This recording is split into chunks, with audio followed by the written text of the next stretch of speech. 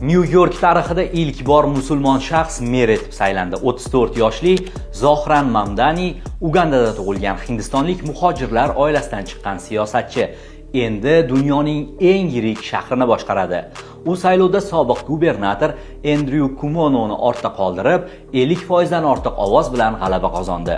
Mamdani o'z kampaniyasini ijtimoiy tenglik, adolat va arzon uy-joy masalalariga bag'ishlagan. Boylar va yirik korporatsiyalarga qo'shimcha soliq joriy qilib, bu mablag'ni oddiy aholiga yo'naltirishni va'da qildi. Saylovdan keyin u nutq so'zlab, o'z g'alabasini migrantlar mehnatiga bag'ishlagan. Bu g'alaba o'zbek hamshiralari, yamanlik do'kon egalari, meksikalik buvilar, singapalik taksi haydovchilari, trindalik oshpazlar va efiopiyalik xodimlarning g'alabasidir degan u o'z nutqida. Ilgari hip-hop ijrochisi bo'lgan bu yigit endi 116 milliard dollarlik byudjet ustidan qaror qabul qiladi.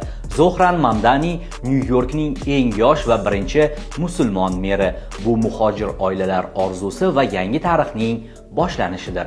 Anxoruzda qoling va bizni ijtimoiy tarmoqlarda kuzatishda davom eting.